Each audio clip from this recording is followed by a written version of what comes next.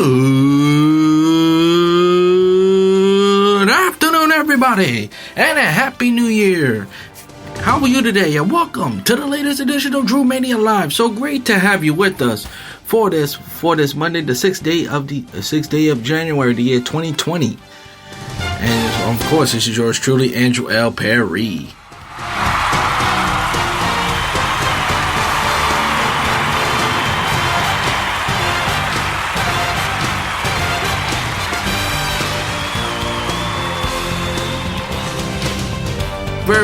Thank you very much. As always, coming alive and at you from the busy streets of Brooklyn, New York. And today I'm inside my house today as I chat to you what is happening in the world of sports. Well, we have so plenty to discuss to start the first new year. I just want to welcome you all aboard. I know it's been a long time since I did the show right here.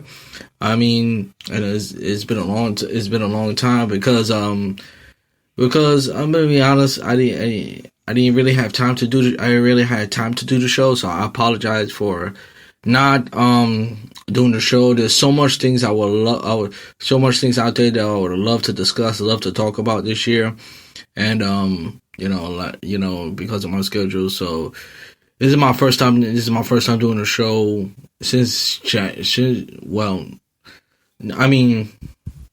a while. I've been doing brief shows here or there, talk about, get your fun. But nevertheless, it's great to have you. Aboard as always, as we started the brand new year. And this is my first time actually saying 2020 without, after a while you get to the year and I thought it would take me a while to get to the year, but this is the first time I could get into the year and I don't make a mistake, which is really remarkable also myself. But enough about me. Brand new year, brand new decade, always good one. I hope everybody had a tremendous holiday season and all go will and go for it. Now let's get down to talk about sports, and that's where we are at right now. Before we get into I know we got the wild card game weekend. We're gonna recap the wild card NFL weekly game. But before we'll spend a little time on the LSU Clemson National Championship game. Couple of things.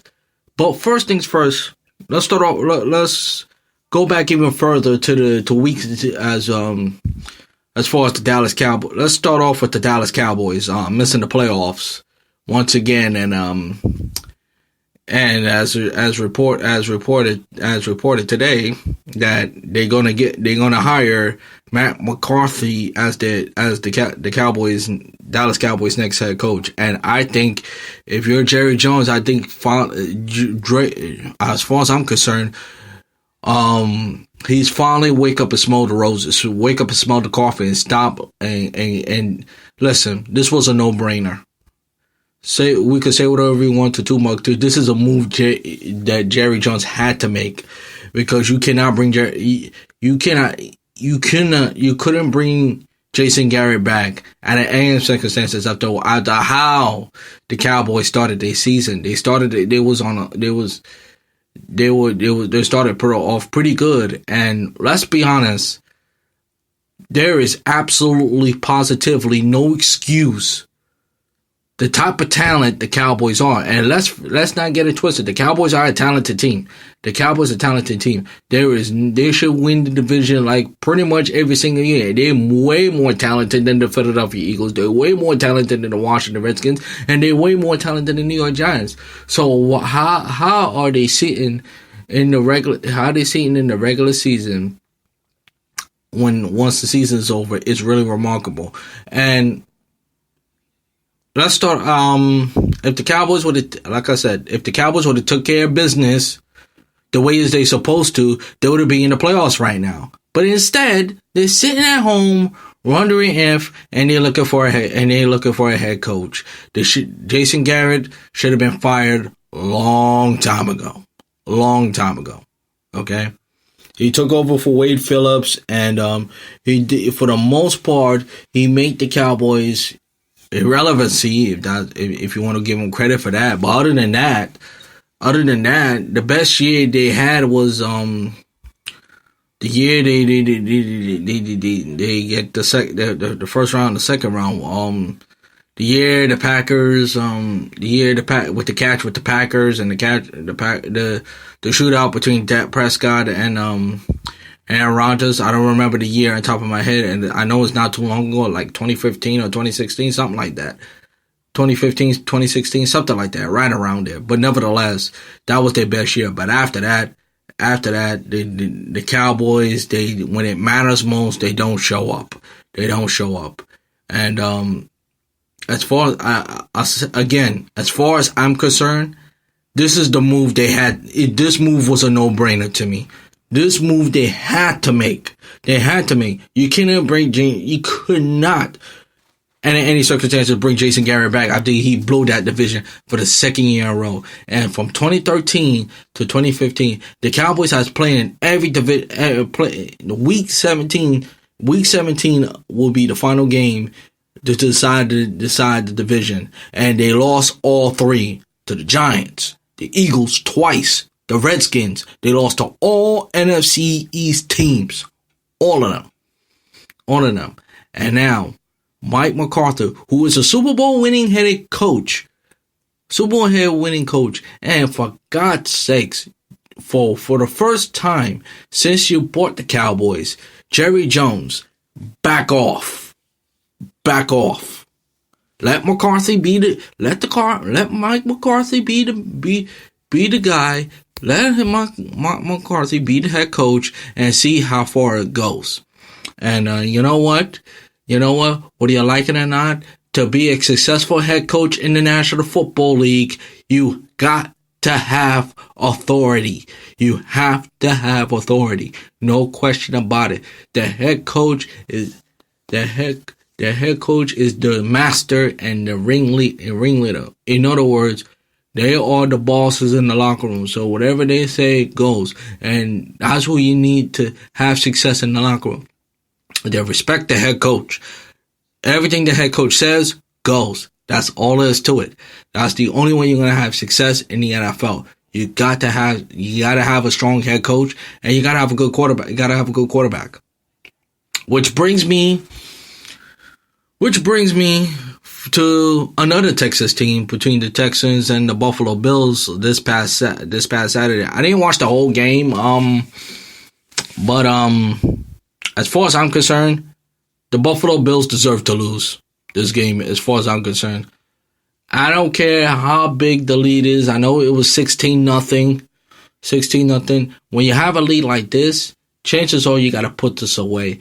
Didn't they learn from the 9? I know it wasn't a bigger league like 93 between the Oilers and the Bills, but didn't y'all guys learn? Didn't they guys learn that no league is safe, especially in the NFL playoffs? That you gotta put these wins in the playoffs are more tighter, and you gotta put these games away. Why Doug McDermott didn't tell Josh Allen that? As far as Josh Allen, number one, stop trying to do. You're doing way too much. He made some bonehead decisions, but then again, that's what happens when you don't have experience in the playoffs. Because if experience, you can say whatever you want. When you have experience in the playoffs, moves like this he wouldn't make. I promise you. Josh Allen was trying to do way too much, as I said. He was trying to be Mr. Perfect. Instead of not play conservative, but play smart. You know? And as for the Texans, as for the Texans, in a minute to go on fourth down, in my opinion, I understand why Bill O'Brien decided to go for it on fourth down after the 2-minute warning. To me, I don't know about you folks, I would have punted the football. You know why? You would have pinned them deep. They have no timeouts left, and they have to go further. They have to go further to get in field goal range. But in the result, I ain't even know that's exactly what happens. But again, the point is, this is why this game between the Bills and the Texans this past Saturday is the reason why NFL experience matters in any playoffs in sports. Experience matters because experience can help you win and lose the game. You gotta have, and my brother was telling me, and I think it's a fair point. I think he needs a veteran. I think you gotta have a veteran quarterback for Josh Allen to show him what not to do when it's the playoffs. Because let me say this right now. If Josh Allen would have played more smarter, the Buffalo Bills will be playing against Kansas City as we speak. But instead, they're going home. And it was a lot of bullhead decisions by the Buffalo Bills, and the result, they're going home. And the Texans, go for them for the win. But do I really trust the Texans? No. No. JJ Watt has not been JJ Watt to me, in my opinion, and I'm not trying to be. He's a great player, but I think he's overrated. I'm sorry. He's not Reggie White. He's not Dick Butkus, obviously, but JJ Watt, I mean, since he came in the league, if I'm not mistaken, his team has never his team defense has never his team never led the league in defense. Not one time since he's been there. Not one time the Texans had never had a number one defense in the NFL. Not one time. Even Clowney was there. Never had a number one defense in the NFL. The Patriots run come to an end, which was. You knew that was, to me, you should have known that was going to happen. But then again, the Patriots it's obvious they miss Gronkowski. No matter what they say. They miss him a lot. They really miss him a lot.